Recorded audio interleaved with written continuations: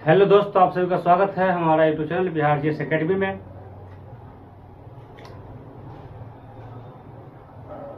पिछले क्लास में हम लोग पढ़े थे भ्रष्टाचार बोध सूचकांक 2024। आज खंड का तीसरा लेक्चर होगा, जिसमें हम लोग पढ़ेंगे लोकतंत्र सूचकांक 2023 के बारे में। लोकतंत्र सूचकांक 2023 को समझेंगे और जानेंगे कि लोकतंत्र 2023 यह सूचकांक यानी कौन सी संस्था जारी करती है और इस सूचकांक में भारत का कौन सा स्थान है।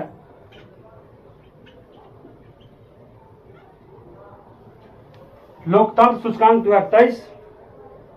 आइए लोकतंत्र सूचकांक 2023 को समझते हैं और पढ़ते हैं। लोकतंत्र यानी डेमोक्रेसी। डेमोक्रेसी ग्रीक भाषा के दो शब्द डेमोस और क्रेसिया से मिलकर बना है। डेमोक्रेसी ग्रीक भाषा के दो शब्द डेमोस और क्रेसिया से मिलकर बना है, जिसमें डेमोस का अर्थ होता है लोग, क्रेसिया का अर्थ होता है शासन, लोगों का शासन। डेमोक्रेसी यानी कि डेमोक्रेसी, डेमोस प्लस क्रेसिया। डेमोस का अर्थ होता है लोग, क्रेसिया का अर्थ होता है शासन, लोगों का शासन। डेमोक्रेसी दो तरह के होते हैं, प्रत्यक्ष डेमोक्रेसी, अप्रत्यक्ष डेमोक्रेसी, प्रत्यक्ष लोकतंत्र और अप्रत्यक्ष लोकतंत्र। यानी डेमोक्रेसी दो तरह के होते हैं। विश्व के अधिकतर देशों में अप्रत्यक्ष लोकतंत्र की व्यवस्था है। भारत की बात करें तो भारत में भी अप्रत्यक्ष लोकतंत्र की ही व्यवस्था है। भारत अप्रत्यक्ष लोकतंत्र वाली देश है। भारत में अप्रत्यक्ष लोकतंत्र है। बात करेंगे प्रत्यक्ष लोकतंत्र की,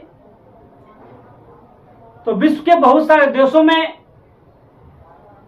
प्रत्यक्ष लोकतंत्र भी है। प्रत्यक्ष लोकतंत्र का सबसे सुंदर और सबसे अच्छा उदाहरण यूरोप महादेश का एक छोटा सा देश स्विट्जरलैंड है।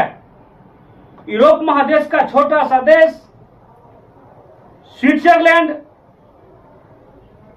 जहां प्रत्यक्ष लोकतंत्र की व्यवस्था है।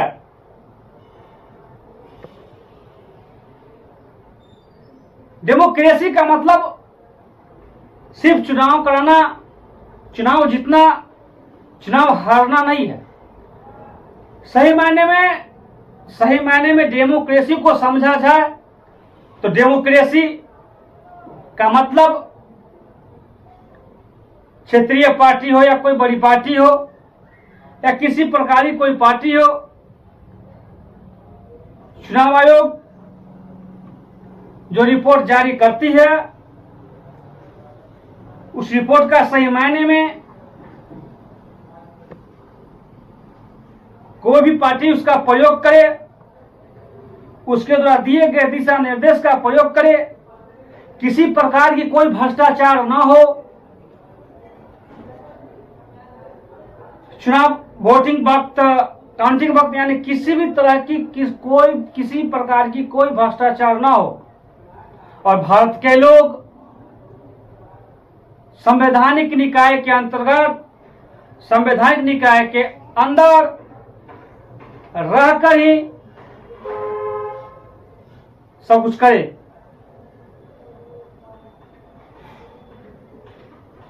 डेमोक्रेसी का सही मायने यही है। डेमोक्रेसी का माने ये नहीं है कि जो आप चुनाव में धांधली करवा रहे हो।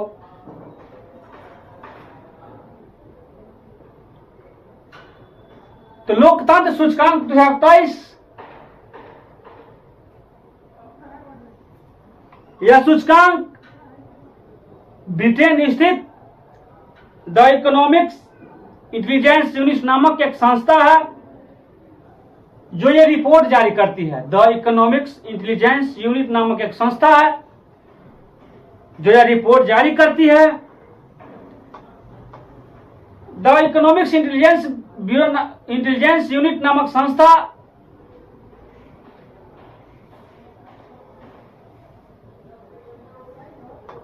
इस सूचकांक में 0 से 10 अंक तक की संख्या देते हैं देशों को। लोकतंत्र के लिए 0 से 10 अंक के बीच की संख्या दिया जाता है।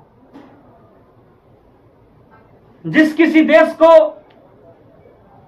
8 और 10 के बीच अंक दिया जाता है उस देश में कहा जाता है कि सफल लोकतंत्र है, और जिस देश को 8 अंक से कम अंक दिया जाता है उसे कहा जाता है कि इस देश में दोषपूर्ण लोकतंत्र है। बात करेंगे हम भारत का, तो भारत को 7.18 भारत को 7.18 भारत को 7.18 अंक दिया गया है। अर्थात हम कह सकते हैं कि भारत भी एक दोषपूर्ण लोकतंत्र है। द इकोनॉमिक्स इंटेलिजेंस यूनिट नामक संस्था ने विश्व के 167 देशों को मिलाकर विश्व के 167 देशों को शामिल कर विश्व के 167 देशों को शामिल करके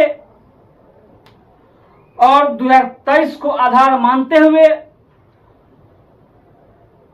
द इकोनॉमिक्स इंटेलिजेंस यूनिट नामक संस्था ने विश्व के 167 देशों को शामिल कर विश्व के 167 देशों को जोड़कर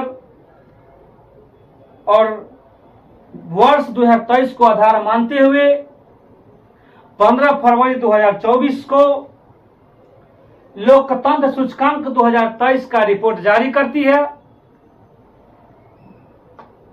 और लोकतंत्र सूचकांक 2023 में यानी इस सूचकांक में पहला स्थान नॉर्वे, वही दूसरा स्थान न्यूजीलैंड और तीसरा स्थान आइसलैंड को मिलता है। यानी लोकतंत्र सूचकांक 2023 में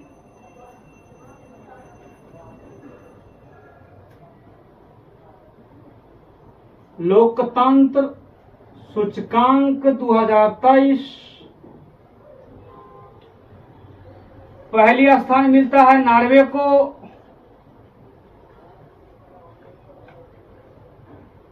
दूसरा स्थान मिलता है न्यूजीलैंड को। बात करेंगे तीसरा स्थान का, तो तीसरा स्थान मिलता है आइसलैंड को।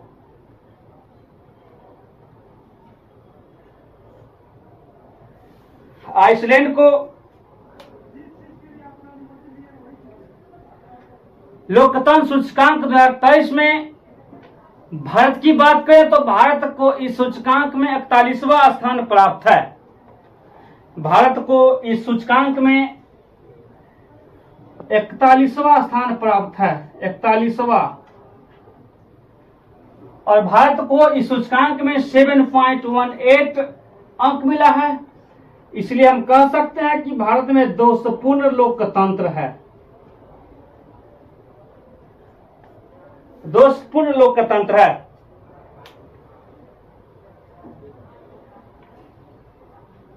लोकतंत्र सूचकांक 2022 की बात करें, लोकतंत्र सूचकांक जिससे पहले आई थी तो लोकतंत्र सूचकांक 2022 में भारत का रैंकिंग था 46वां। लोकतंत्र सूचकांक 2022 में भारत 2022 में स्थान था 46वां। इसलिए हम कह सकते हैं कि 2023 की अपेक्षा भारत 2024 में यानी लोकतंत्र सूचकांक 2023 में 5 पायदान नीचे खिसका है। यानी पहले की तुलना में भारत में लोकतंत्र मजबूत हुआ है। यानी पहले की तुलना में भारत में लोकतंत्र मजबूत हुआ है।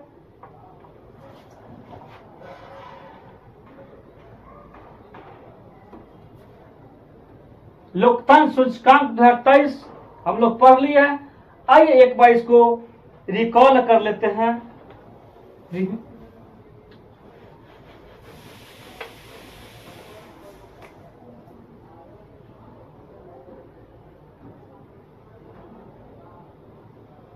जारीकर्ता the economics intelligence unit Britain की एक संस्था है। लोकतंत्र सूचकांक इसमें पहला स्थान मिला है नॉर्वे को,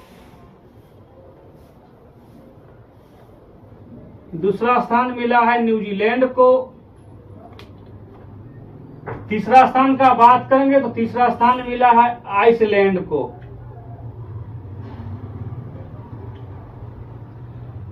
लोकतंत्र सूचकांक 2023 में भारत का स्थान है 41वां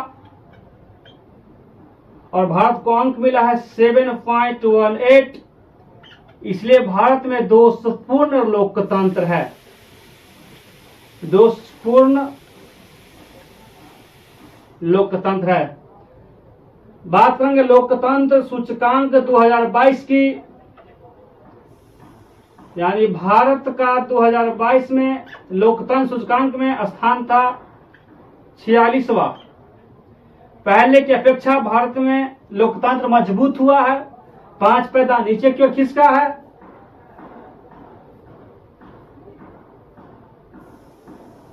और बात करेंगे लोकतंत्र सूचकांक 2022 में कि सबसे कम अंक किसको मिला है, तो इस सूचकांक में सबसे कम अंक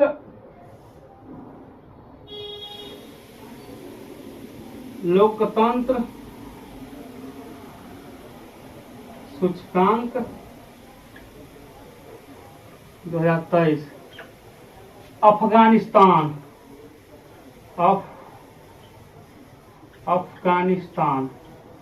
लोकतंत्र सूचकांक 2023 में अंतिम स्थान अफगानिस्तान को मिला है।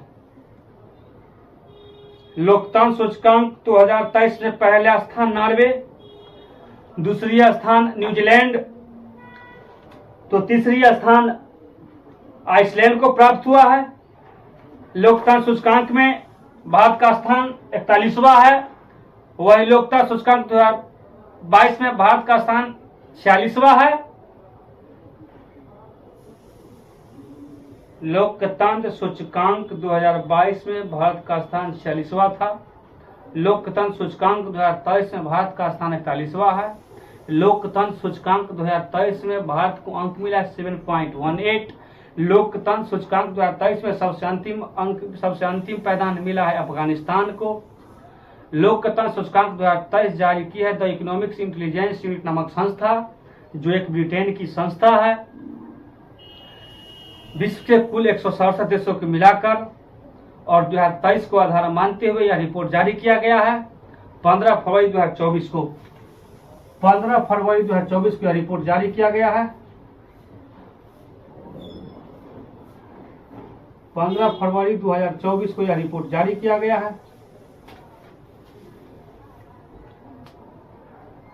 तो आज के लिए इतना ही।